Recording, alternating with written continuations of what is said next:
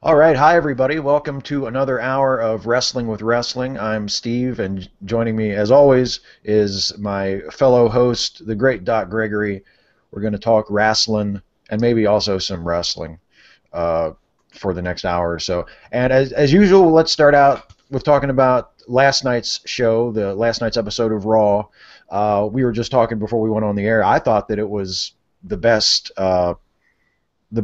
Raw from start to finish that I've seen in at least a couple weeks, if not a couple months, that they've done. Just general thoughts, Doc. What did you think of Raw from last night?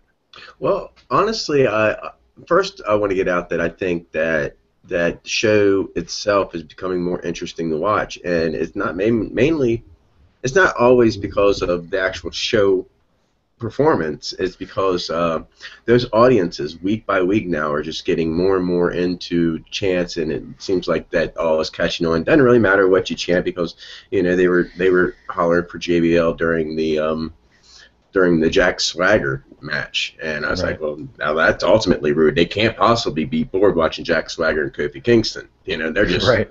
they're just having fun now. But no, I thought it was really strong.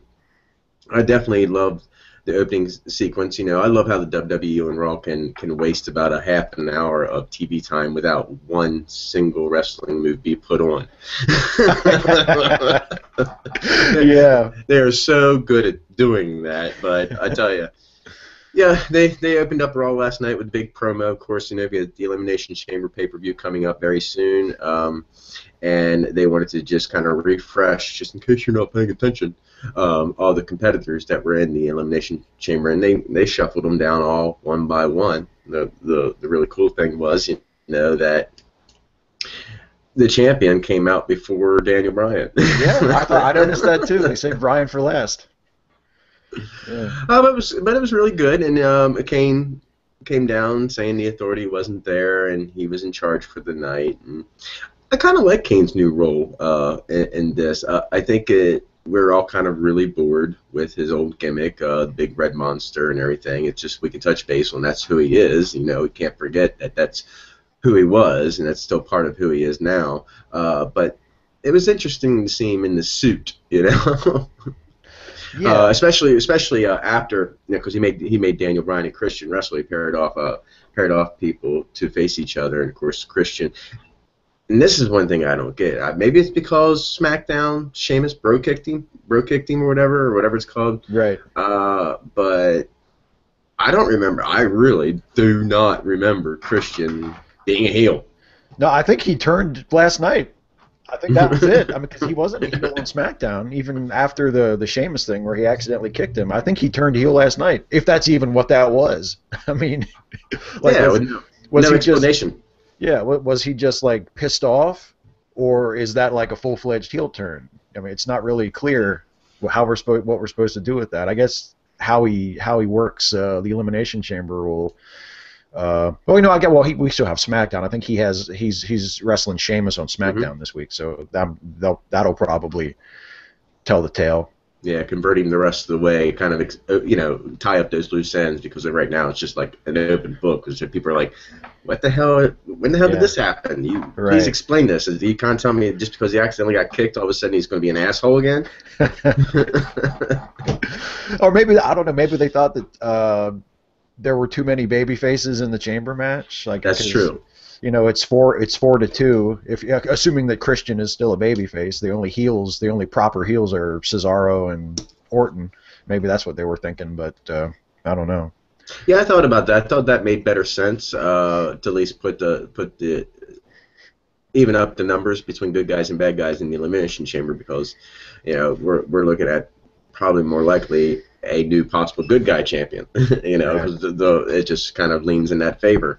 Um, but no, strong match. I think Christian still knows how to work, and he worked. He definitely went after the arm. They sold that arm last night with between him and Christian working on it, and then of course when he finally wins the match against Christian, Kane surprises him and says, well, you got another match, and it's with me. This is when I really liked Kane, especially when he took the shirt off and he's kind of wearing the wife beater and the slacks and everything. I was like, well, that's a pretty good look for you, Kane. I'm digging that, you know? Yeah, I think I agree with you. I think that the corporate Kane gimmick could be really good for him. Mm-hmm. The only thing that it kind of sucks is it feels like the timing on the Daniel Bryan Kane stuff is just so bad right now, because you want, at least I do, and I think a lot of other people watching the show want Bryan to get into that world title picture. Mm-hmm. And like if he had done this stuff with Kane last month instead of working with Bray Wyatt, you know what I mean? Like, I feel like people are hot for the program. Like, they would love to see Daniel Bryan fight Kane because they have the tag team partner history, and now Kane is like the sellout heel and Bryan is like the man of the people. Like, it's a perfect feud. Mm-hmm. But it's just like, man, do we have to do this now? You know, like, we want Bryan to be in the main event of WrestleMania. We don't want him to be working with Kane right now. Like, maybe he can do that next month. You know, but it's really great. I think that could be escalated a little bit depending upon the outcome of the Elimination Chamber. Because if he does become the new face, by his own means becomes a new face of WWE, then I think, you know, then we're going to see the power struggle start happening within the Authority. It's like some people might think he might be good. Kane definitely thinks he's bad. So we could see that storyline escalate depending upon the outcome. That's true. That's true. And they could always, assuming that they do go with Bryan for the title on Sunday, they could always use Kane as like the first guy against him. Like, they could use Bryan versus Kane just as like a big Raw match, you know, to get people interested before WrestleMania. But I have no idea. I think the best thing last night, and this is going around the internet right now today, it's been all over Facebook, was when he won his match, when Daniel Bryan won his match against Christian, and Kane took the microphone, he complimented Daniel Bryan by telling that was a hard fart matchup. Yes, I heard him say that. I was watching. I watched it with Ashley this morning, and I like looked over at her as soon as he said that, and I was like, hard fart match. I mean, these things happen, you know. Sometimes we say things, but yeah, you gotta love live TV. I wonder if he heard about that when he got backstage, you know. But yeah, I thought Bryan versus Christian was a really good match, and Bryan is really good. He's been good. I mean, throughout his career, he's had a couple of sort of high-profile matches where the other guy has worked his arm, and he's kind of worked the match with one arm. Like, it seems like that's something that Bryan just likes to do. Mm-hmm. He had a really great match in Ring of Honor. I mean, I'm sure he did it more than once, but the one I'm familiar with, I think it was against Kenta, where he basically worked it with one arm. Like, he got his arm injured early in the match, and he was basically working like a one-arm match. And you could tell that, like, he was just doing that on purpose. Like, he just wanted to see if he could do a match selling the arm the whole time and not being able to use the arm. And he kind of did something similar with Christian.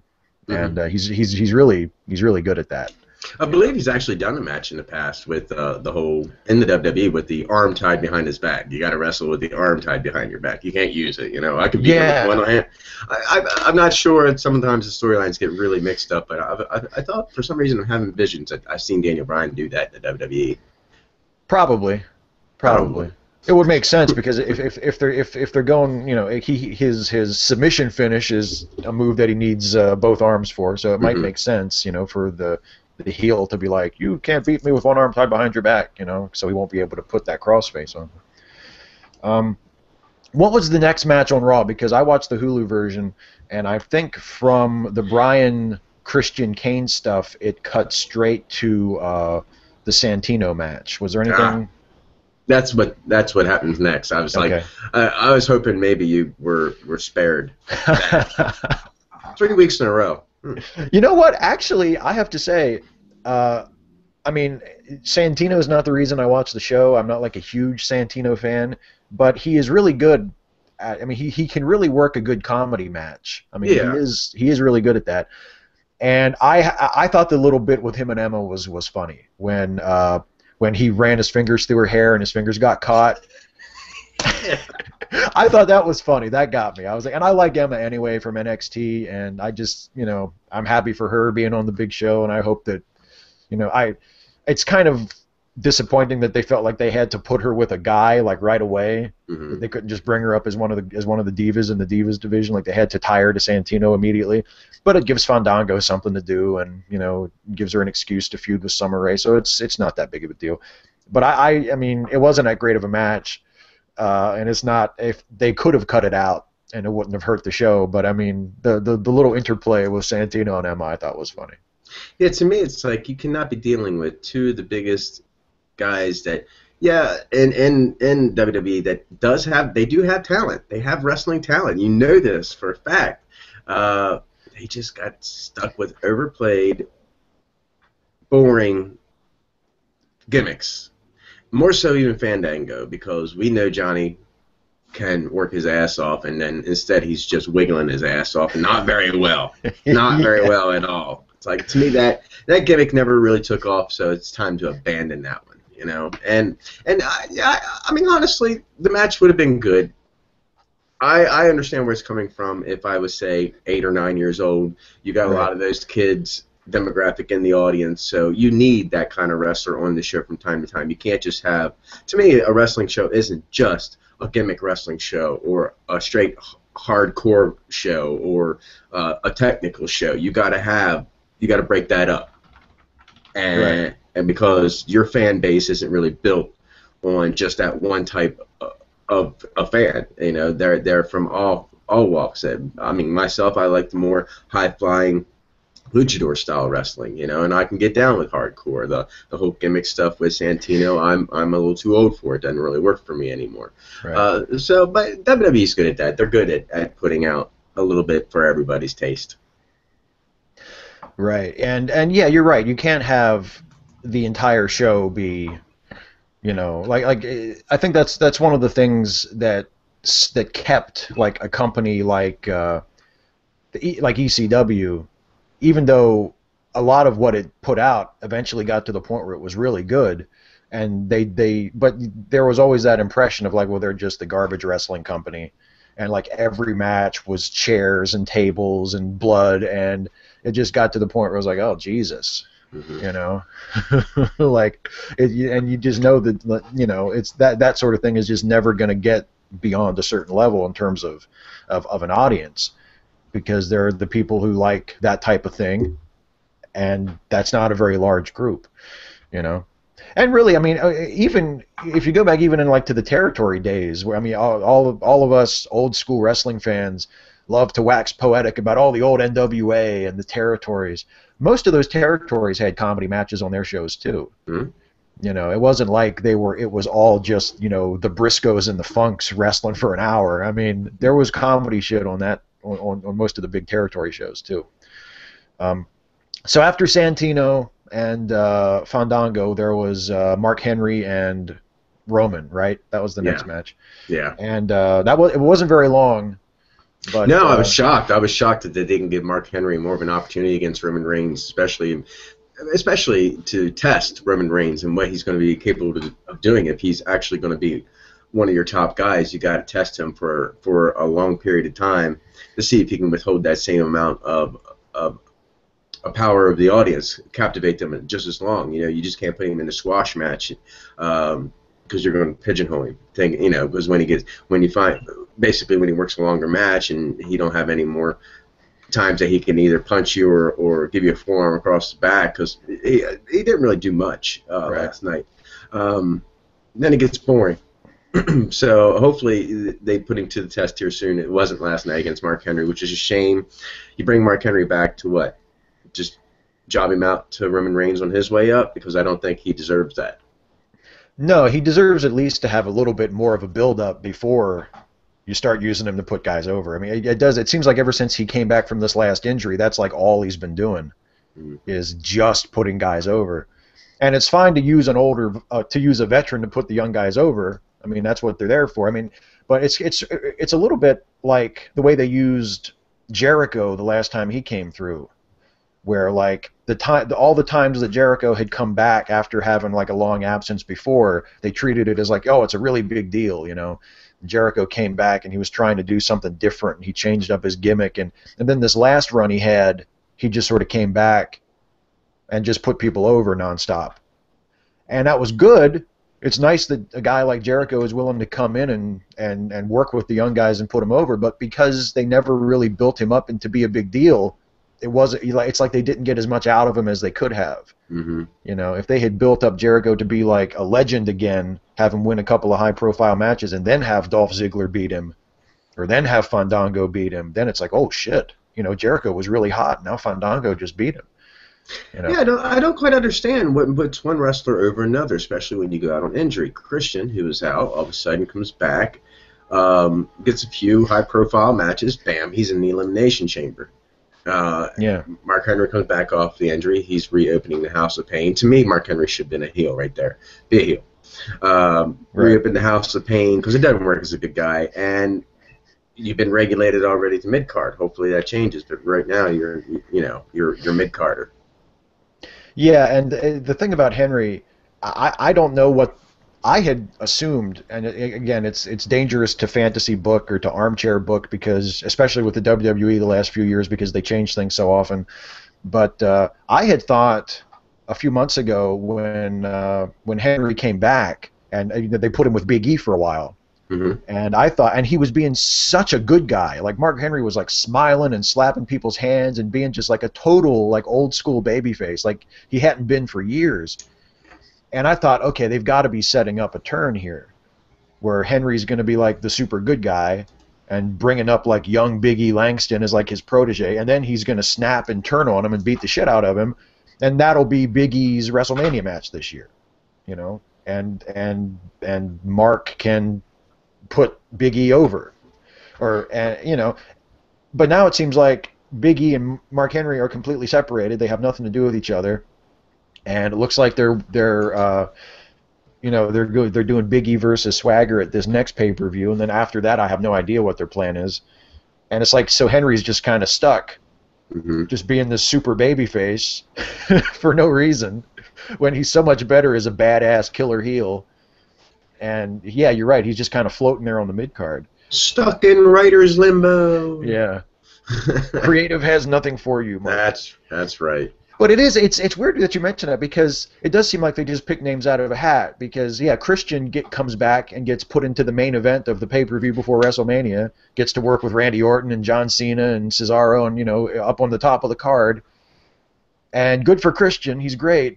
But it's like, well, Mark Henry, who was like the top heel on SmackDown and was a badass world champion 2 years ago and was beating everybody.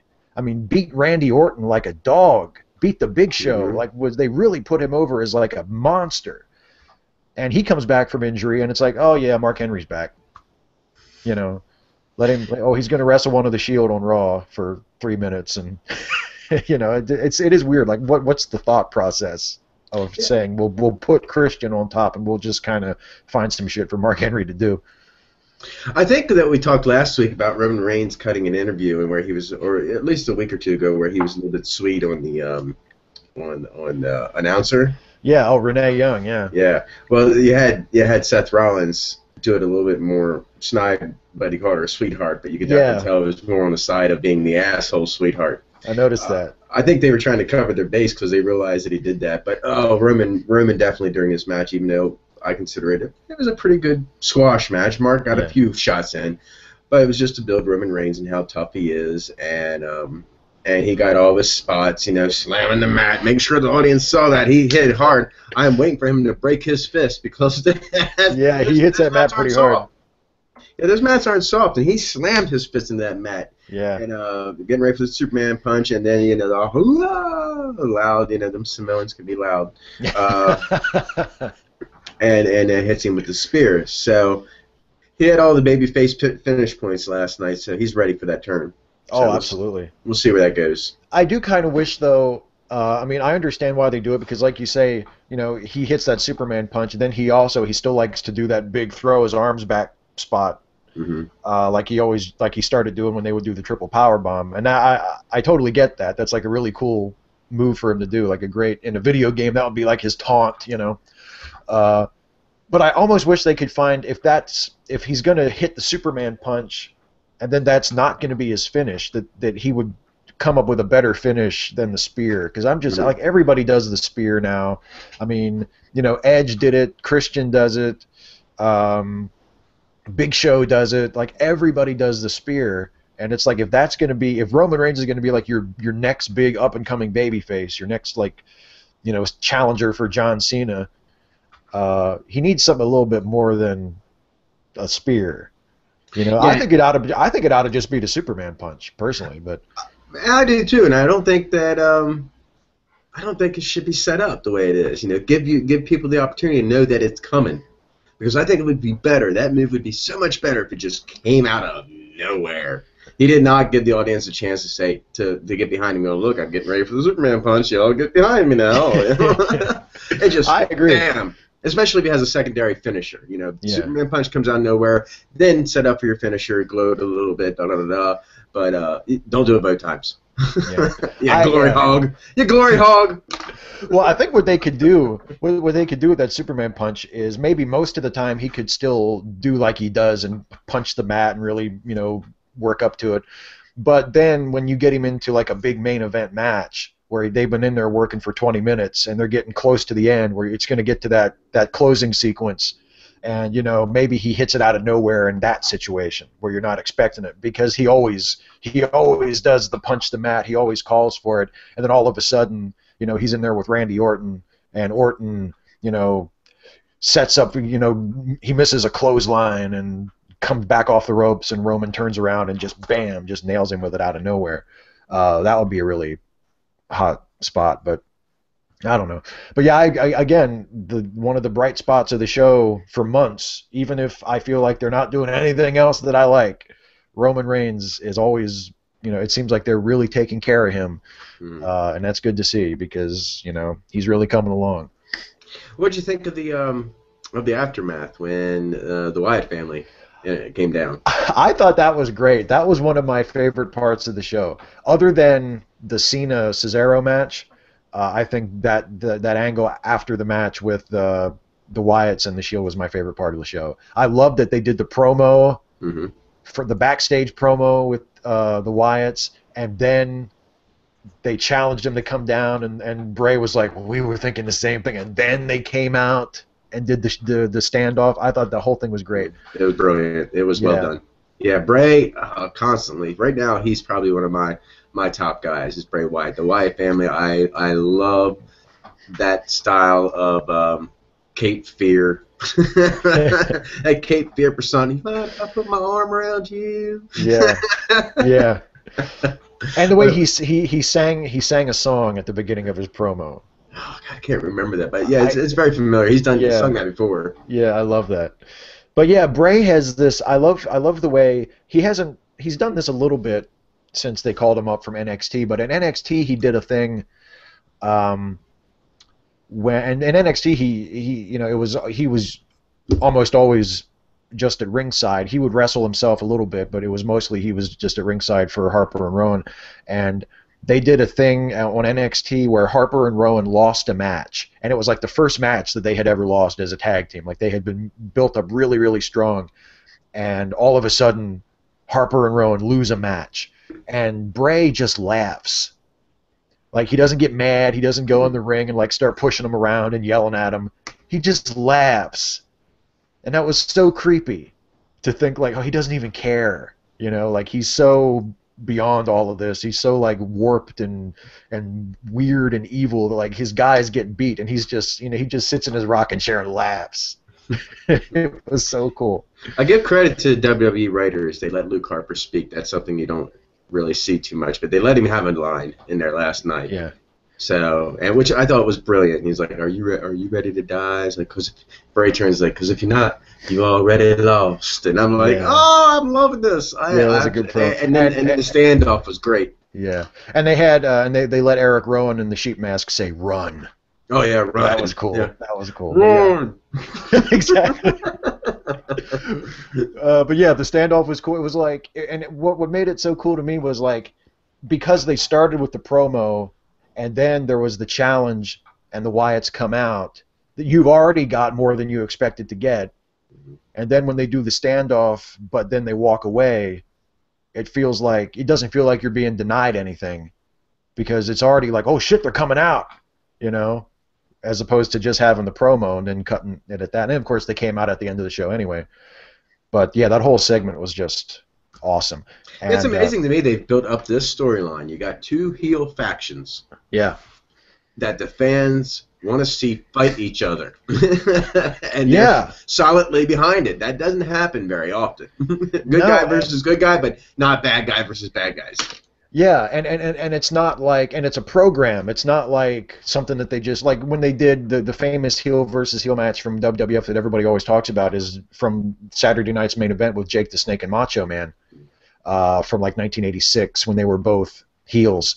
And that was a really good match, but that was like a one-time thing. Like they weren't feuding with each other. Whereas this thing with the Wyatts and the Shield, like they've been working together for like a month now. And they're both heels, and it seems like maybe the Shield is kind of sort of playing babyface a little bit, and the Wyatts are more playing heel because, you know, Roman came out and made the challenge, and the Shield were the ones that stood their ground while the Wyatts walked away. But, you know, nobody's turned. They're still heels. Mm-hmm. And, you know, but, you know, when they teased it back at Survivor Series, people were hot for it, too. When it looked for like a week before they announced that it wasn't going to happen, people were hot for the idea of like the Shield and the Wyatts kind of hooking it up, you know. So I'm glad that they came back to that.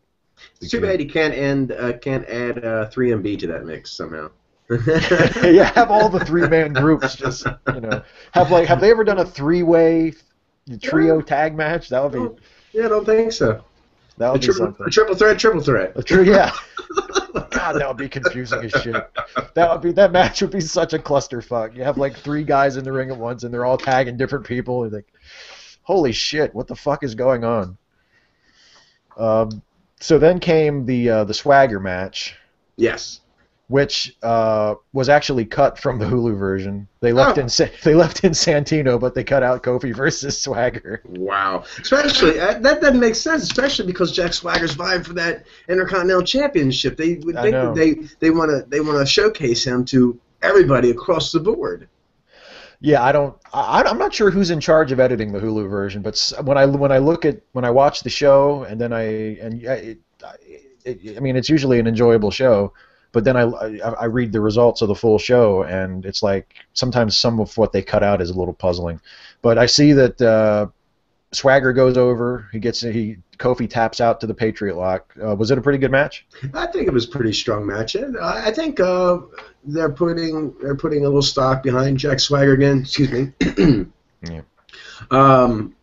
That didn't fare well for Kofi.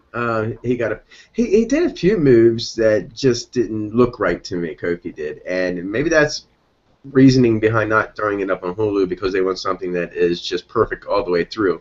But I think there were a few missteps there in the match with Kofi. It was Kofi's fault.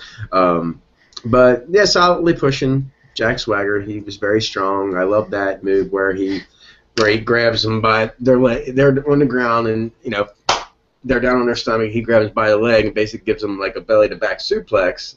It's kind of like that move, but he just picks them up by their legs and throws them back over him. And I'm like, oh, that's brilliant. I mean, like that was the one thing I liked about Jack Swagger is like he didn't look like Antonius. Well, I'm sorry, Cesaro. Yeah, Cesaro now.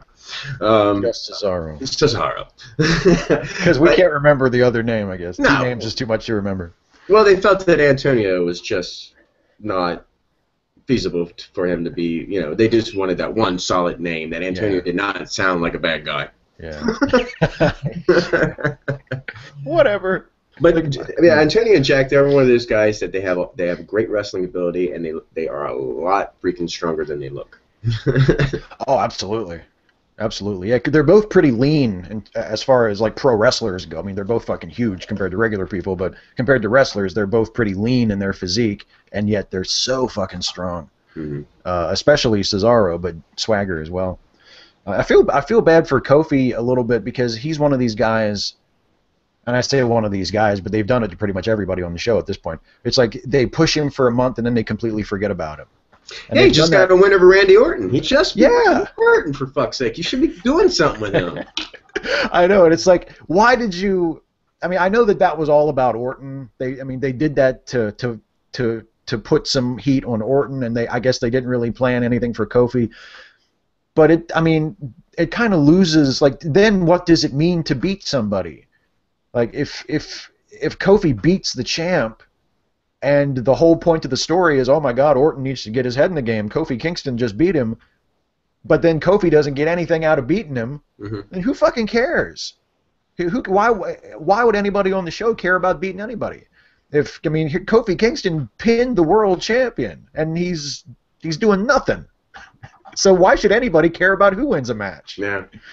Yeah, it's just one of those matches he was thrown into it, and Yeah. Because they'll tell, you've heard it before, where they'll have this is an Intercontinental match, non-title, and then the competitor or the challenger will beat the champion, and they're like, oh, why? Well, this is going to put him right in line with a shot for that Intercontinental title because he just beat the champion.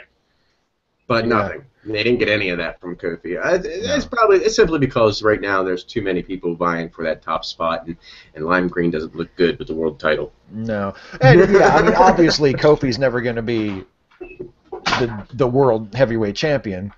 But it just goes back to their undisciplined storytelling. Where like you'll have a guy who you don't care about and you clearly have nothing for beat your world champion just to have like a twist in the world champion story, but then this guy is sort of just left out, hung out to dry.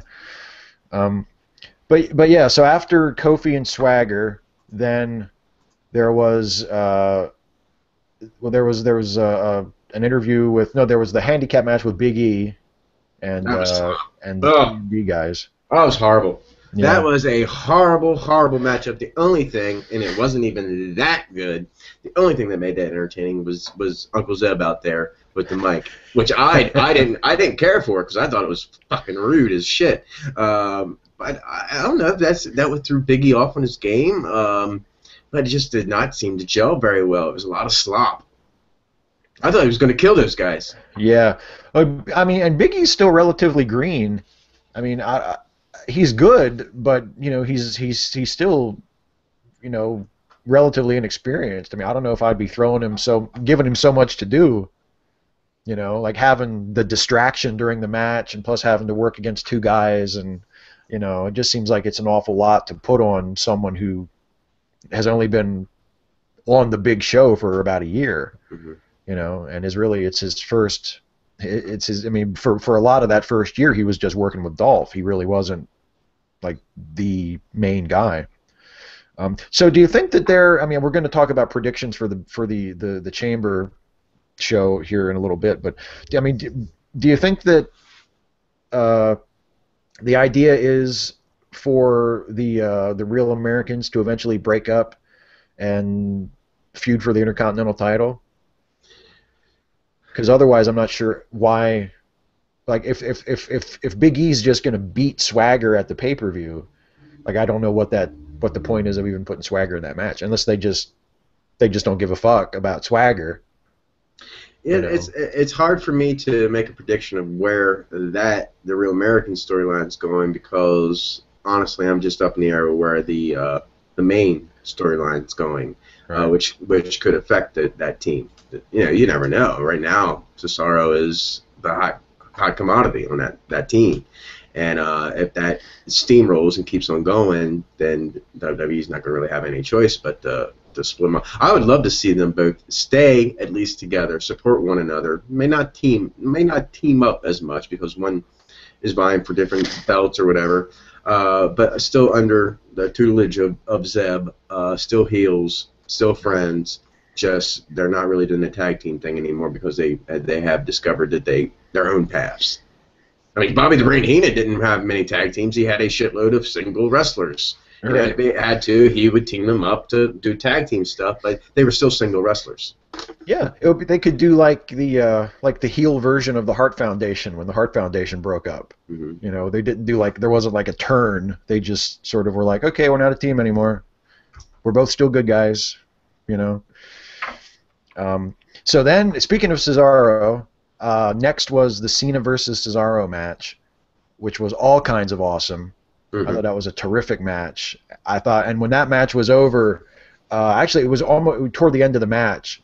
Michael Cole hyped the Sheamus Orton match coming up later, and I turned to Ashley and I said, "Who gives a shit?" Like the Cena versus Cesaro match was so great, and the crowd, the live crowd, was so into it. I was like, man, it's got to suck to be Orton and Sheamus tonight because nobody gives a fuck about that match after this. Like this is it. You know, there's not going to be a better match tonight. There was a chant. Really good match. There was a chant I was hearing in the audience. It was pretty prominent. I heard the "We want Cena." You know how they get the whole back and forth kind of chant going on. You know, they do it in TNA, but I heard the "We want Cena," and then something else was being said. I could not hear that. I couldn't make that out either. Because usually, I mean,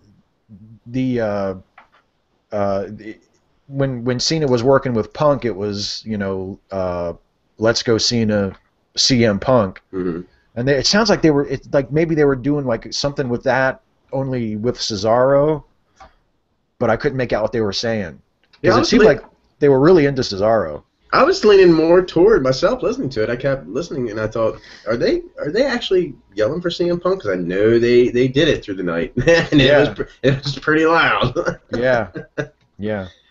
Get over it, folks. Get over it. Yeah, I mean, you know, I know some people. I mean, maybe it'll turn out to be a work, or maybe Punk will just decide. Maybe it's a shoot, but Punk will still decide to come back. But for now, it seems like he's gone. Yeah. Like they're not talking about him. They're not teasing anything about him. He's just completely gone. I think they even took him out of the opening. The little signature thing that they play before the show. I think they cut out him. So you know, he's gone. I predicted it was a work. That's what I said. It was what I said it had to be a work. But because if you go over the WWE website right now, he's still on the roster. Right. Yeah, and he hasn't been released. You know, no announcement's been made at all. No, I think the version I heard online, and I have no idea whether this is true or not. But if it is true, I guess it would make sense. It would explain how he's able to just leave.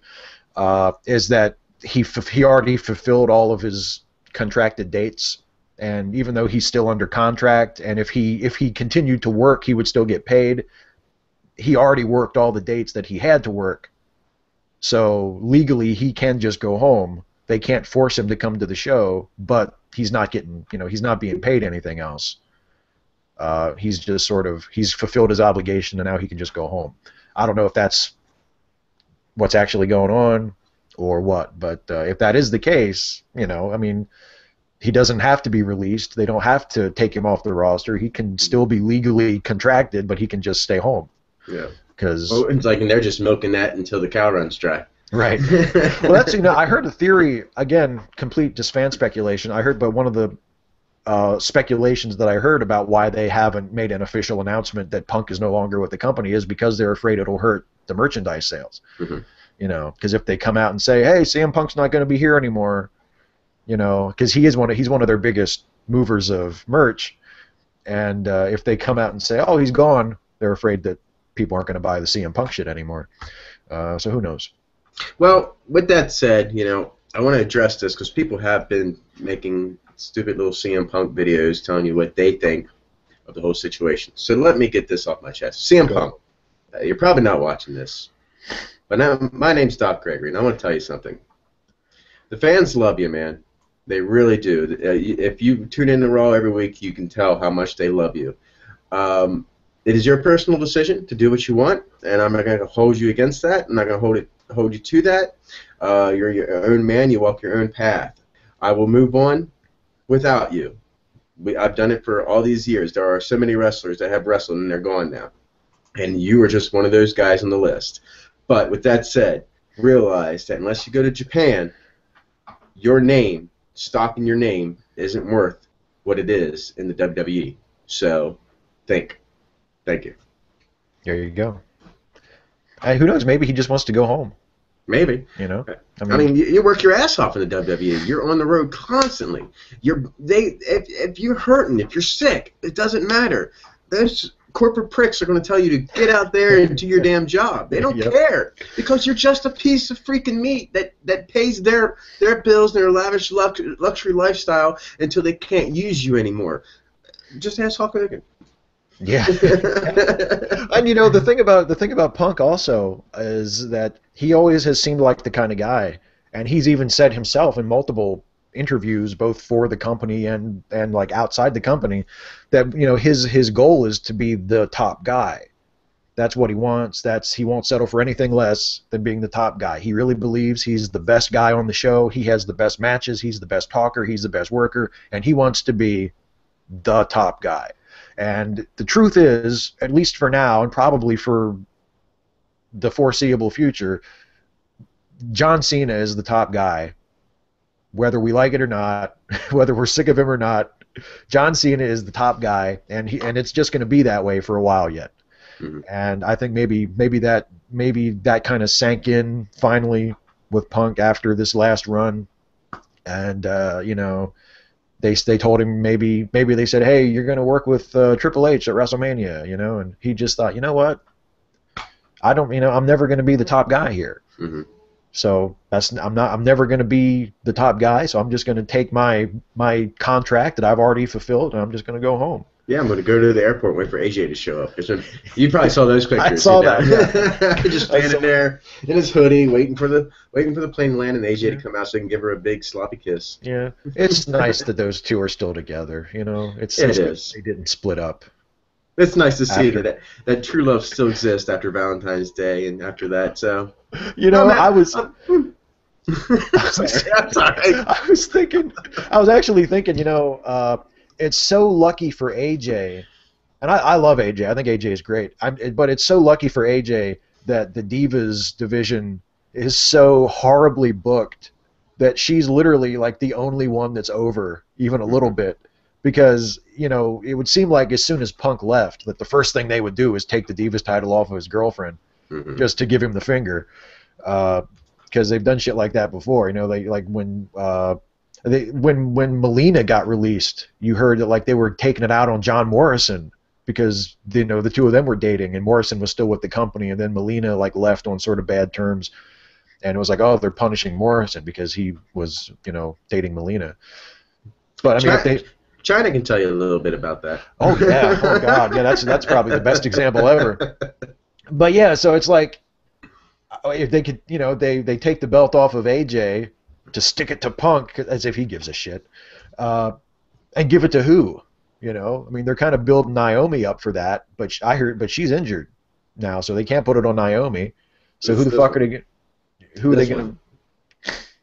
Watch out! Yeah! Watch out, AJ, because she's coming, and every fucking fan in the damn audience is going to be doing this stupid shit. Like, look, I'm Hong Kong Phooey.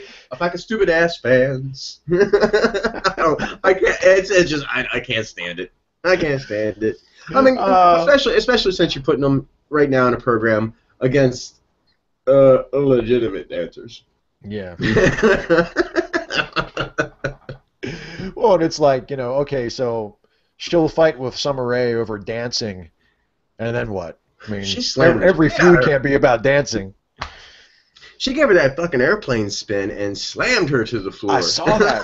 It was hard. I saw that. It looks like Summers took it face first. I was like, Jesus. Like, watch it, man. She's a girl. Take it easy, would you? God. You just got called up. Do you want to get shoved back down to NXT already? It's just Summer Rae. She hasn't done anything yet. Fuck it. We'll turn it into an episode of Total Divas.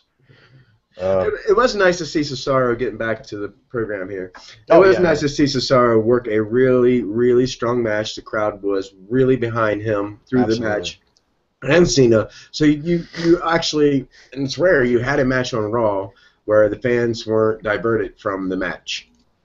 And they were totally into it. Yeah, they were into that match. And totally into it. And I don't like John Cena. I'm not a fan of his. I don't like good guys. But I give credit where credit's due, and same with Hulk Hogan. You know, I give credit where credit's due. I know what you can do. I know what you're capable of. And I kudos. My imaginary hat's off to Oh, John Cena totally. last night for his work with Cesaro. And sometimes that's what it takes, is someone to raise the bar a little bit and make you do something new. Oh, absolutely. And let's face it. For those of us who are big Cesaro fans, the best thing that can happen to the guy is to go on TV and have an awesome match with John Cena. Hmm. I mean, there's no better way to work your way into the top of the show, because I read online that apparently Cena likes Cesaro anyway and likes his work and wants to work with him some more. And I mean, there's shit, good for Cesaro. Go out there and tear the house down with John Cena. John Cena beats him, but they have clearly the match of the night. Uh, that's good for Cesaro. I mean, Yeah, and he word was. came in. Word came in that Vince is sold at this point. He's sold on the potential of Cesaro, because like last year he did not see any potential in him at all. He pretty much wasn't putting any stock in him, and I think at this point now word had come down that Vince is behind Cesaro and see what he can do. So that right there is green light. Well, that's good. You're on your way, buddy. It's don't you, I mean, not to go off on yet another tangent, but I mean, don't you ever wonder if Vince even watches his own show? Because, like, how can you be? I mean, and I'm not someone who's like, Vince McMahon doesn't know what he's doing. Obviously, Vince McMahon is the most successful wrestling promoter ever. He knows what he's doing. He knows wrestling. He knows how to do his show. But you hear these stories about Vince every once in a while that just make you scratch your head. Like, how can you see Antonio Cesaro come in, and even if you might not see him as like a main eventer or a potential top guy, how can you not watch that guy work and think, oh man, like I can definitely do something with him? I mean, he's just got everything. He's got a great look. He's got a great persona. He's works incredible matches, you know, and especially these last few months, like he's got the people behind him, even though he's a heel. Hmm. I mean, they pop for his big spots like he's a babyface. And it's like, oh, and now okay, Vince is finally sold on him. What the fuck? Like, Yeah, where have you been? you should be sold on anybody you sign, thinking that potentially they could run your company someday, or you wouldn't have signed them. I believe in this guy that he has potential to sell a T-shirt, to work a good program. So I'm going to put stock in him, and maybe someday he'll be able to rise up and better himself in my company. But why would I hire anybody I'm not interested in? I'm looking at you. I'm looking at you, 3MB.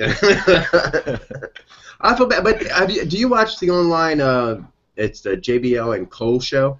I've seen a few of it, but I don't watch it like every week. They're doing this thing with Heath Slater, where he is like Clem Layfield. He's doing the Oh whole, yeah, he's like Jay yeah, Lett's cousin or something. yeah. I was like, Yeah. I don't get what you're doing there. Maybe they'll bring it out on the TV, because he wasn't with 3MB last night. Hmm. But he's obviously still active in the company somewhere. So I think we probably have seen the end of 3MB, which is a shame, honestly, because the last couple of months we've been doing the whole gimmicks thing. Yeah, I really like that. yeah, I liked it too.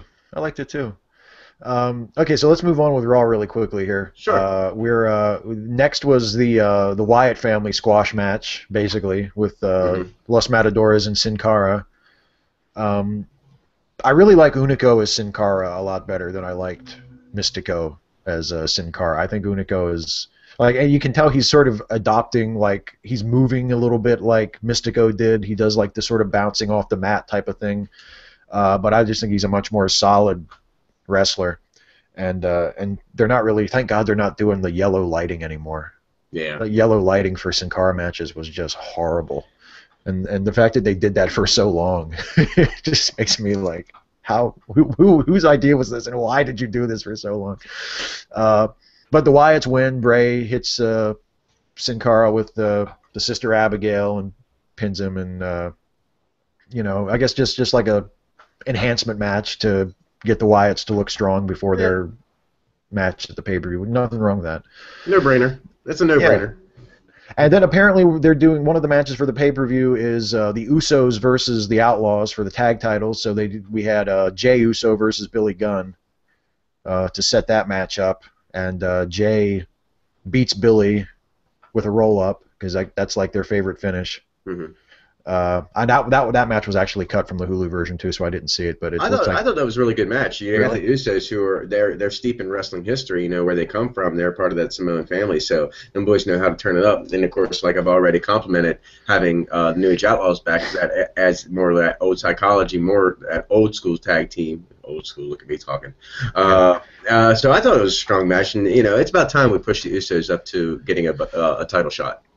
I agree. With the Usos, it's getting almost close to that point where it's going to be, you know, if they don't go ahead and push them all the way soon, it's going to be, it's never too late. They can always rebuild them, but you know it's going to get to the point where people are just going to stop caring. You know, because they did it with the Shield. They pushed them where you thought that the Usos were going to be the team to beat the Shield, and then that didn't happen. And they've sort of dicked them around, pushed them as like, oh, the Usos are going to be the champions, and then it never happened. Right. So if they don't pull the trigger on them pretty soon, it's, you know, they're probably going to lose interest and do something crazy like split them up. You know, like, which makes no sense at all, but I'm sure that would happen. You know, they're like, well, what else are we going to do? Yeah. Yeah, if you don't put the belt on them, you might as well just split them up. Yeah, that's the whole reason for, you know, what point is there in having a tag team that stays together for years and has great matches? And I don't know. We have nothing to achieve, just look good. Yeah. And then there was the main event that after the Cena Cesaro match, I really don't think anybody gave much of a shit about, but Orton versus Sheamus, which, I mean, I didn't think it was a bad match. I thought it was all right. You know, I like Sheamus and I like Orton, but again, like after seeing like Cena versus Cesaro really felt like the main event to me, Right. and I'm just like the whole Orton, you know, Orton as the heel champion sounds great, and there are times where he has like flashes of brilliance in that role, but the whole thing with, you know, do Triple H and Stephanie really believe in him or not? I'm just so done with that. It's like, just have him be a heel, have him be a badass, have him be evil, you know. And I don't care about the intrigue with, you know, the not having confidence in him and all the face of the WWE stuff, you know. Yeah. Like, oh, if Daniel Bryan beats Randy Orton for the title, does that mean he's going to be the face of the WWE? Like, who cares?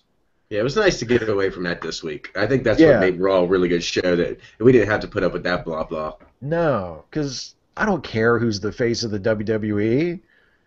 You know, it's like, is your favorite football player the face of the NFL? Probably not. Who fucking cares? Yeah.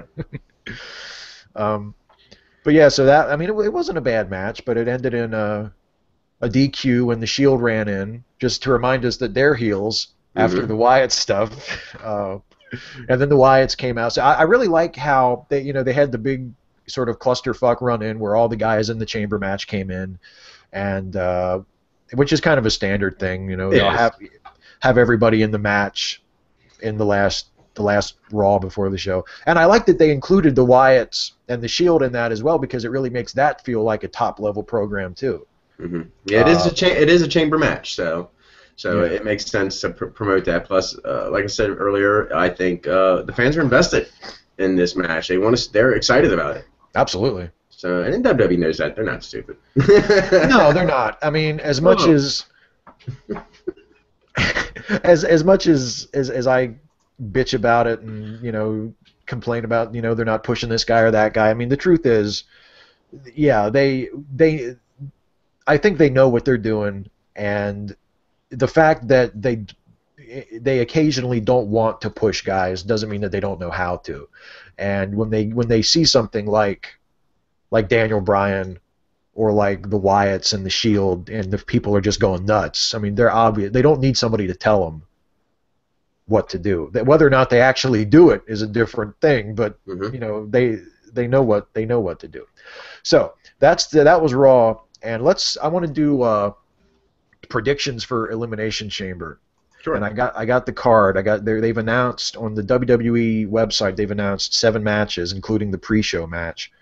So let's just go through these quickly, and let's give our picks for who we think will win, not necessarily who we think should win, but who we think will win. And for those of you watching, as always, and as David Letterman would say, please, this is for entertainment purposes only, no wagering. So, so for the pre-show, they're going to do the Rhodes Brothers versus Rybaxel. I would guess that the Rhodes Brothers are going to lose that to set up their breakup. So that would be my pick. But what about you, Doc? It's hard to say. I mean, they did the whole backstage vignette this weekend. They seem to be getting along. But there are recent tweets lately, and Goldust had tweeted that it looks like that match is not really going to happen. But Cody comes back with another tweet, pretty much stating, "Never know." Yeah. So that's still up in the air.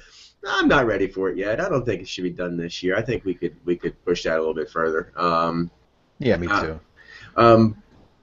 Honestly, I'd rather see Curtis Axel turn on Ryback. Get the hell away from him, guy! Come on, he's nothing but bad news. It'd be nice to see Curtis Axel do something. But it is nice that this is the free match. I'll give you that much. It's the free match. Yeah. So you don't have to pay anything for it. I'd like to see Cody and Goldust go over. Okay. Next is the Primetime Players Explode. Darren Young versus Titus O'Neil. I'm calling this one for Titus. I don't see why they would put Darren over here. So. Yeah, I'm gonna go that way too. They wouldn't have turned Titus a heel, and he's built like a brick shit house. Not to do anything with him. He's gonna run over Darren. He's gonna just run straight through him. Yeah, I doubt that match will get too much time. Yeah. I think Darren's gonna have an easy night. Okay, and then there's the tag title match, the Outlaws defending against the Usos. This one is actually one of the tougher ones because I'm not sure which way they're gonna go. I'm gonna go ahead and call it for the Usos, but I really don't know. I think they could easily leave it on the Outlaws and do something else at WrestleMania, but I'm gonna just call it for the Usos. Yeah, I think you have the Outlaws around. Might as well use them for something. You know, they are over with fans, even though they're playing heels. You know, they got the fans behind them and everything doing their little shtick. I think you could push them as champions a little bit longer, and maybe even push the feud with the Usos a little bit longer till WrestleMania. Put it in a cage or something, which would be nice. Yeah, you see those big Samoan splashes off the top of the cage coming? You know what I'm talking about? Yeah. That's what I'm talking about. You know, so I would love to see New Age Outlaws keep the belts right now, push it to WrestleMania, and maybe even somehow get Cody and Goldust and another team in there somehow. Make it a 4-way match or some shit for the belts. It'd be nice. But keep it on New Age Outlaws right now. There's no reason to take it off of them. They're still strong. Right. They like to do that at WrestleMania, to just throw a bunch of tag teams into one match. Mm-hmm. They've done that a couple of times over the years. So next is the Intercontinental title match. Big E versus Swagger. Again, I feel like this could go either way. I don't really see them lining anything up for Big E after this. I'm not sure what they have planned for him at WrestleMania. It's kind of hard to predict based on what he's been doing lately. But I'm gonna say Swagger goes over for the title, and then we have Swagger versus Cesaro at Mania. I could be completely wrong about that, but it just feels like they're building up to the breakup, whether we like it or not. I would rather see Swagger and Cesaro stay together as a team too, but you know, renaming him Cesaro, having him have this awesome match with John Cena on Raw, it just feels like they're getting ready to break him off on his own. So I'm going to call Jack Swagger going over Big E for the Intercontinental title at the Chamber. I would love to see Jack Swagger win that match. I have been a Jack Swagger fan since the day he walked into WWE. To know that his college wrestling background, know a little bit about him, it just earned that initial respect for him, and I have followed him, and I have felt bad for him when he's in the doghouse. I feel good for him when he's doing well. I think he's doing really well right now. So is Big E. We just talked about it. They dropped his last name. Yeah. So if he does drop the title to Jack, which I don't see happening, I'm going to stay with Big E on this one. But if he does drop the title to Jack, then you'll probably see Big E move up. Cool. He's got it. This is interesting because we've called different results for like 3 of these matches, which means that next week one of us is going to look really smart and one of us is going to look really dumb. So I can't wait. Next is Batista and Alberto. Batista's winning that one. I mean, yeah, hands down. There's no way. Sorry, Alberto. you got picked to be the guy that Batista. Alberto Del Rio was basically the red shirt. Yeah. Uh, Don't get me wrong, Alberto. Both you and Batista cut a really shitty promo, and you are a better wrestler. You are a better wrestler than Batista. But Batista's going to WrestleMania. They got to keep him on the hot trail for that. They can't make him look weak at this point. Yeah, no, yeah. There's no way Batista's not winning that match.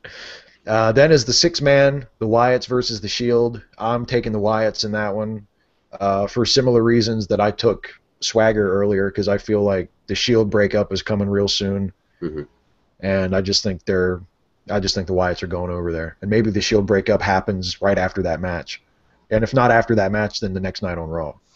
I'm going with the Wyatt family as well. I think that's strong. The storyline's there for them to win, and the storyline's there for the Shield to finally implode. And I see. I don't know. I don't know how it's going to happen. I mean, and that match could go either way, and I don't care. Yeah. I'd be just as happy. You know? Oh, me too. Because heels are winning. All right, heels are winning. I'm happy. Exactly. I think the heels are going to win that match. Well, I'll go with the Wyatt family. I like them a little. I like them better. So I agree. I think that's probably the match I'm looking forward to the most. Especially after this week. I thought they built that match up just perfectly. And then there's the Elimination Chamber match for the WWE World Heavyweight Unified Undisputed Championship. Orton versus Cena versus Sheamus versus Bryan versus Cesaro versus Christian. That one is tough, but I mean, I would love to see Bryan win it. Maybe they'll put the belt on Bryan. I really don't know, but I'm gonna say that Orton wins. I'm gonna say that Orton comes out with the title, and then if they either just stick with their plan because they're just that hard-headed and they go with Orton versus Batista for Mania, or they stick Bryan in somehow in a three-way. I would love for Bryan to win, but I think Orton's gonna win, so I'm picking Orton. Yeah, I'm not gonna pick Orton, although my gut tells me it's going to be Orton. Yeah. But I think if you're going with a new direction, that storyline's built in place already. So if you're going to go with a new direction and really piss Orton off, if you want to go good guy, you got Daniel Bryan. He's ready to run with that belt. He is ready. The fans are there. Oh, absolutely. Your merchandise sales are already there. If you want to take it to a new bad guy, then you got Cesaro. But those waters are still being tested, so I think it's a little early to put it on Cesaro. So if it's not going to be Daniel Bryan, Orton's going to keep it. I would rather go with Daniel Bryan winning it. And as far as the Elimination Chamber goes, one of these wrestlers does not belong. And I'll say it. Christian, you don't belong in this match, so you're done. Yeah, I mean... Yeah. no chance in hell. One thing for sure. If Christian won, my jaw would drop to the floor. Like, what? Oh my God. If Christian wins, you know that the writers are just trolling the fans at this point. We got nothing for anyone. Yeah, it's like, you didn't think Christian would win, did you? We got you. Yeah, that would be insane. Christian definitely ain't winning that match. And okay, so speaking of Daniel Bryan, we're gonna talk about another legend this week. But before we get there, I got a couple of wrestling related questions from viewers that I wanted to answer here. And the first one actually pertains to Daniel Bryan, and it's from Super Steelers Fan 100, and he says, first, what is up with the D-Bry love? I get it that he is good, but I don't see him as WWE World Heavyweight Champion material. Well, maybe U.S. or Intercontinental. Second, who do you think The Undertaker should face at WrestleMania, and what stip? So let's take the Daniel Bryan stuff first. I think we've both talked about how great Daniel Bryan is. Mm-hmm. But for someone like this who doesn't really get it, like, what is it about Daniel Bryan that makes him not just a good wrestler, but a potential top main event guy? Well, D-Bry. he has that ability to wrestle against anyone, whether it's going to be a luchador, whether it's a technical wrestler, whether it's going to be your Santino or a gimmicky wrestler, whether it's going to be your heavyweight powerhouse wrestler. Daniel Bryan has that ability across the board to work a good match against anyone. And that's what you look for in a good wrestler. You know, he's not just cornholed into one particular brand of wrestling. He can go and do just about anything. And fans realize this. And as much as WWE thinks that they're running the business the way they want to, they take a lot of what the fans want into stock when they make their decisions. And they see something like all the fans see something in Daniel Bryan that just simply can't be ignored. And you gotta ignore the fact that he's 1 inch shorter than me. I'm 5'9", but he's like 1 inch shorter than me because that doesn't make a wrestler. In a real legitimate fight, I've seen the small, badass, skinny dude beat the crap out of big, fat dudes. I've seen it happen simply because they're quicker, they're more spry, and they got no meat on their bones, so they're all bone to your face. So, yeah. But I've seen it, you know, just because it's a little guy, big guy, you can't count him out. So I think Daniel Bryan belongs right where he is right now, and he deserves it. So sorry you don't feel any love for Daniel Bryan there. And I like Daniel Bryan, and you apparently don't care about him. But Steelers! I'm a Philadelphia Eagles fan. People forget there's another damn team up in Pennsylvania. You know, the other thing about Daniel Bryan, I agree with everything you just said, Doc. That's how I feel too. And it's important to have a top guy who can work with everybody. The other thing is, his size, I think, is actually an advantage because the big man versus little man story is one of the easiest stories to get over in all of professional wrestling. I mean, if he's the little guy and he's always fighting uphill against the big guy, I mean, that's like the perfect babyface. Mm-hmm. You know, it makes his size is actually an advantage in terms of storytelling. And the other thing I would offer about Bryan is just, I mean, the questioner, Super Steelers Fan 100, says, I get it that he is good. And look, this is just a matter of taste. You know, everybody likes different guys. Personally, and I've been a wrestling fan since I was 7 or 8 years old, for my taste, Daniel Bryan is one of the best in-ring wrestlers I have ever seen. Mm-hmm. I mean, he is just phenomenal. He's in that class with guys like Shawn Michaels and Bret Hart and Chris Benoit and Eddie Guerrero. He's that good. He and Dynamite Kid and I mean anybody you could name. He is so incredible. And when you think about in the past about WWF, WWE guys who got that main event push, like Bret Hart, like Shawn Michaels, like Chris Benoit, who got their run with the top title, even though they might not have been the most over guy in the company at the time. And with Shawn Michaels, it was a little different because business was really down. And I think at the time that Shawn got his run, he probably was the most over guy in the company. Mm-hmm. But there were other times when Shawn was on top when you could argue that he wasn't. And but their talent was just undeniable. You know, Bret Hart was so good that they had to put the title on him at some point because he was so good that if he didn't get it, it would have just looked strange, you know. And the same thing with Shawn Michaels, and really the same thing with Chris Benoit, who was, even though when he was active before he went nuts and murdered his family, he was one of my favorite guys, and he was a great wrestler, but he was never really. He was never over to the point where you thought, oh, they've got to put the title on him. I mean, they pushed him, and Triple H wanted to put him over, and they had him win the Royal Rumble, and they made him into a top guy, but they didn't really have to. I mean, it wasn't like an irresistible force. We're like, oh, you've got to push Benoit. You know, they had other guys they could have done it with. They had Angle, they had Jericho. They didn't need to put Benoit up on top like that. But with Daniel Bryan, he's as good, if not better, than Benoit ever was in the ring, and that's a huge compliment because Benoit was incredible. And in addition to that amazing in-ring ability, he's by far the most popular guy on the show right now. So I mean those two things are more than enough just by themselves. Mm-hmm. to say he's not just the U.S. champion.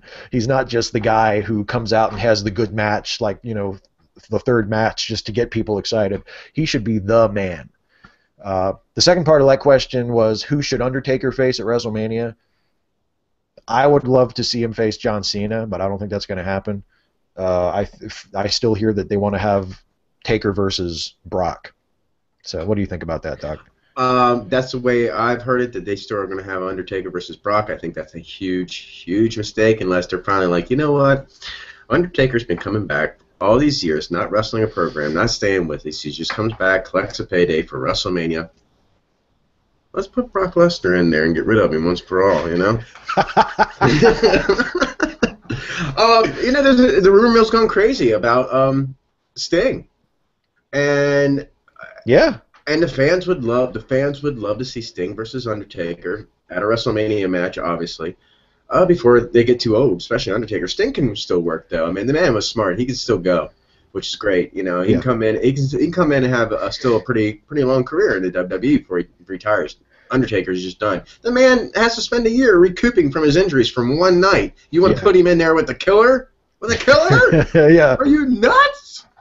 Either that or you just completely lost all respect for the Undertaker. I don't know what the fuck you're thinking. I don't know either. I mean, if they do somehow sign Sting, and it's weird, it's like you heard about in January and in December and January, it was like, oh, yeah, they're talking to Sting, and then it was like, nope, Sting's not coming. Mm-hmm. And then now, and like in the last week or so, it's like, oh, they're talking to Sting again. It's like, shit, make up your mind, dude, if you're coming, you know.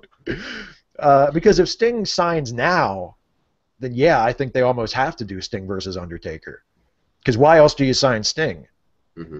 I mean, I love Sting. He's one of my all-time favorite guys. And you're right, even at his age, he can still work a decent match, and he's still in good enough shape, you know. He could be worth more than just one match. But if you're not going to do Sting and Undertaker, I mean, what else is there? Are people really that hot to see like Sting versus John Cena? I mean, maybe if you're a big Sting fan, you are. But if you're just some 12-year-old kid, you know, who watches Monday Night Raw, and you just know Sting is that old guy on TNA, what the fuck do you care? Right. You know. I want to see him and Ultimate Warrior. Ultimate Warrior's coming back for the Hall of Fame, so see the old Blade Runners reunion. That'd be great. Maybe they sign Sting, but instead of wrestling Undertaker, they just have him induct the Ultimate Warrior. that would be like that would be the ultimate WWE like fuck you to the fans. Is they sign Sting to a contract and then they don't book him in a match at WrestleMania at all. They just have him. He's just hosting shows. He's just hosting shows on the network. That's all he's doing. Yeah, exactly. Exactly. Okay, so then I have one more question. Sure. And then we'll talk about a legend, our legend of the week. This is from Adderall Apocalypse, and he says, question for the wrestling show, do the old ideas of babyface and heel still mean anything in the current era of postmodernist moral relativism? And if so, what do they mean? WWE has said for years that, it's not about faces and heels anymore. And actually, Doc, when we've talked, you've sort of mentioned that you think maybe they could somehow move beyond the harsh, like traditional, good guys and bad guys thing as well. So what do you think about that?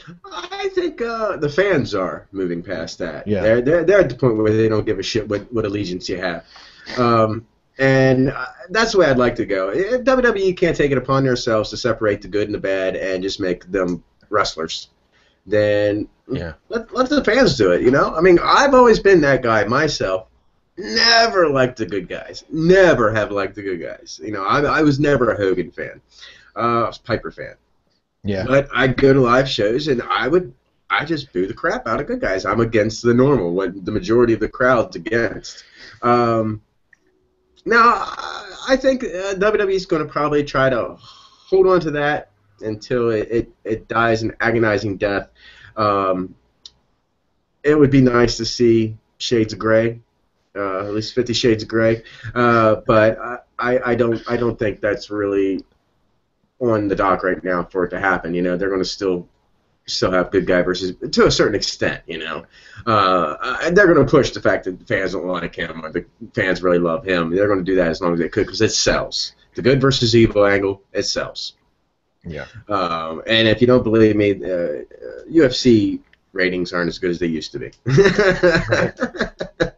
Just Good. I think I think you could possibly do a wrestling show without traditional heels and faces. I mean, I don't think there's any reason why it couldn't work and it couldn't get over. But I do think that it would be really hard to do that as long as you're also doing like the soap opera sports entertainment type of show. You know, I think in a show like that the WWE is doing, and like basically that they've always done, it's much easier for that kind of thing to get over and for fans to invest in certain guys if you have heels and faces, because you need somebody to root for and you need somebody to root against. Now, if they presented it more like an actual sport, because, you know, like UFC, there's not heels versus faces. There are guys who seem like they're okay guys. There are guys who seem like they're assholes. But it's not like this guy is a heel and this guy is a babyface. They're athletes and they're competing, and you have your favorites just like you have your favorite baseball team. So if they presented pro wrestling more as like a legitimate sport, I could totally see them getting away from the heels and faces. You know, there'd just be guys who are like, I really like Randy Orton. And there'd be guys who are like, I really like Daniel Bryan. And one's not a heel and one's not a babyface. They're just athletes competing for who's the best. Yep. So I think it could work, but I don't think WWE is going to do that. I think what the WWE has always done since they started talking about shades of gray is they want to pretend that that's what they're doing, but they're really just doing the heel and babyface thing. And there's nothing wrong with that. That's how wrestling's always been. I mean, I'm fine with heels and babyfaces, you know, but it does, if you take that away, it does make it more difficult, you know, to get fans invested if you're also going to present it as like a wild, crazy wrestling show as opposed to, you know, asking people to believe that it's a real sport. So those are the questions. Let's do our Legend of the Week. Again, this is February. We're into Black History Month, and Doc, we have another legendary, incredibly important African American wrestler. And this guy is not just an important African American wrestler. No matter what racial background this guy was from, he would be a legend. So talk about our Legend of the Week. Well, this week I want to bring up the legend of the Big Cat, Ernie Ladd. You heard Gorilla Monsoon talk about this guy a lot back in the day. Gorilla loved Big Cat Ernie Ladd. You're talking about a guy, he stood, I don't know, 6'8". He was a big dude. He played football with the San Diego Chargers, the Kansas City Chiefs, the Houston Oilers. This was all prior to his wrestling career. When he finally got into wrestling, he pretty much played as the heel. Which that's why I like him. got to work with guys like Wahoo and Andre, and have some really good matches. The guy was an impeccable athlete, and he came around and was a star in the sport at a time when there wasn't many black entertainers in the sport of wrestling. You found them, but none of them really achieved the goals and the heights as the Big Cat Ernie Ladd did. And that was why I wanted to really bring him up, because he deserves those kudos. It's this month to know that there are still people out there that ponder and think about legends like him from time to time. You're gone, sir, but you're not forgotten.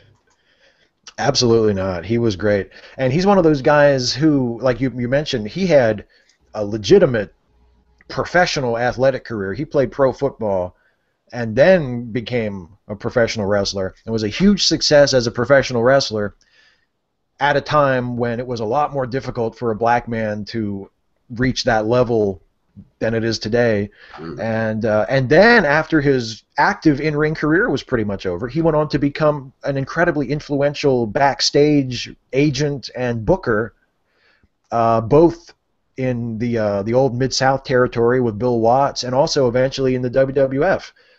So the guy just had an incredible career and worked with just about everybody of any importance in pro wrestling in the 60s and 70s. I mean, if you're going to talk about just really influential, important wrestlers, regardless of color, Ernie Ladd's got to be on that list. He was just a legend, without a doubt.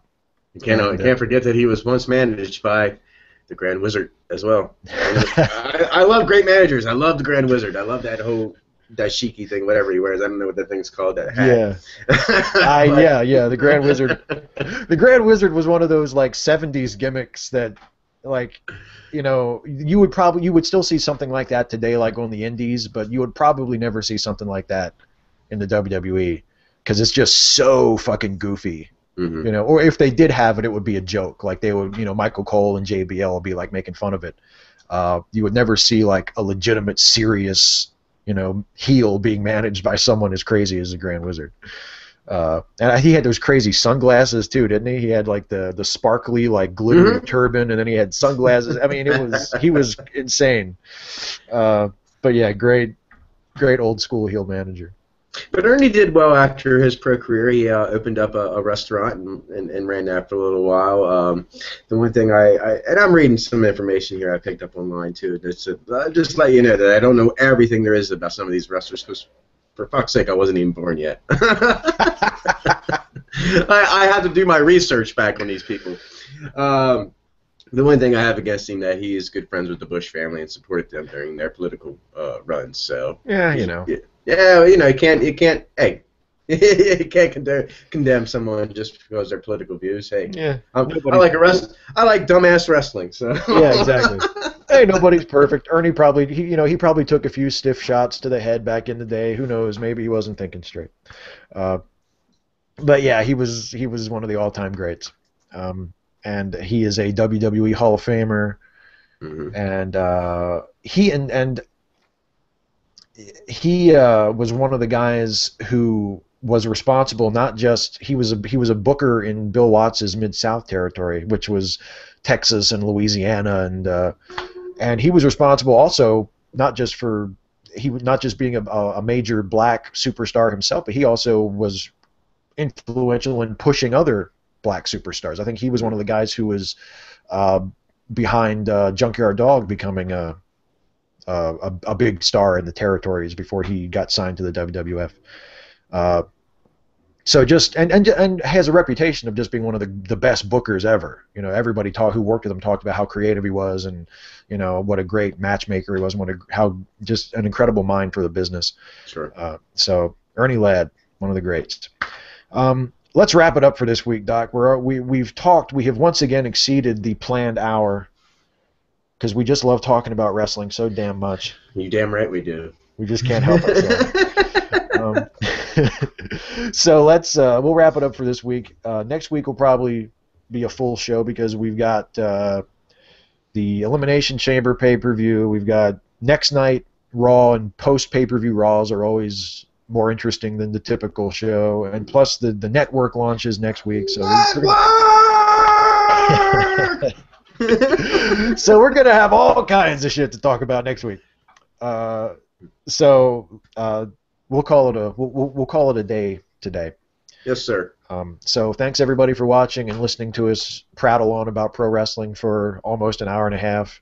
We appreciate it, and we will see you next week. Take care. Feel free to ask questions for next week below in this status. Absolutely.